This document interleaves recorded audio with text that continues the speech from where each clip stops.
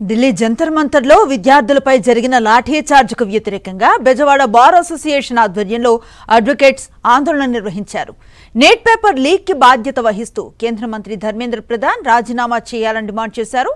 శాంతియుతంగా ఆందోళన చేస్తున్న వారిపై లాఠీచార్జ్ చేయటాన్ని ఖండించారు. నడి రోడ్డు మీద కూర్చొని న్యాయవాదులు నిరసనలు తెలిపారు. డౌన్ డౌన్ ఢిల్లీ పోలీస్ అంటూ నినాదాలు చేశారు. గత 25 రోజులుగా ఢిల్లీలో యూత్ ధర్నా చేస్తూ ఉన్నారు. వాళ్ళ పేపర్ లీకేజీని అరికట్టండి, పేపర్ లీకేజీలో ప్రధాన కారకుడైన విద్యాశాఖ మంత్రిని రిజైన్ చేయమని 20 మంది చనిపోయారు. ఆ 20 మందికి చావు కారణం ప్రభుత్వంపై చర్య తీసుకోవాలని కూడా వాళ్ళు ఉద్యమం చేస్తూ ఉన్నాము. కానీ అటువంటి యూత్పై, ప్రశాంతంగా చేస్తున్న యూత్పై బుల్లెట్స్, బాష్పవాయువులు, లాఠీ చార్జ్ చేసి వాళ్ళ హాస్పిటల్ పాలు చేసిన పరిస్థితి ఉంది. అంటే ఎప్పుడైతే నిన్ను ఎన్నుకున్న తర్వాత నువ్వు ప్రజల యొక్క సమస్యలు తీర్చకపోతే వాళ్ళు కూడా బయటకు తిరుగుబడతారు. ఆ తిరుగుబాటుదారిని నువ్వు టెర్రరిజంగా ఇంకో చూపించడం సరైనది కాదు.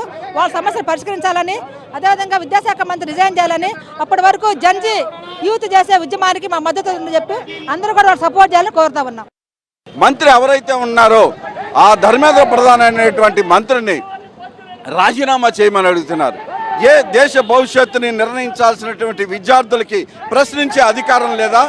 ప్రశ్నించడంతోనే దేశం ముందుకెళ్తుందని చెప్పేసి ఆలోచించి అదే స్లోగన్ని దేశానికి ఇచ్చినటువంటి మోడీ గారు మీ ప్రభుత్వాన్ని ప్రశ్నిస్తే మీరు లాఠీ చార్జ్ ఎందుకు చేస్తున్నారు?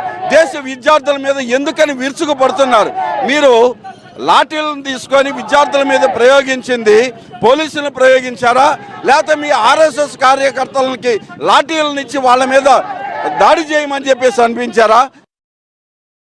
మరిన్ని అప్డేట్స్ కోసం ఛానల్ ను సబ్స్క్రైబ్ చేయండి. నోటిఫికేషన్స్ కోసం బెల్ ఐకాన్ పై క్లిక్ చేయండి.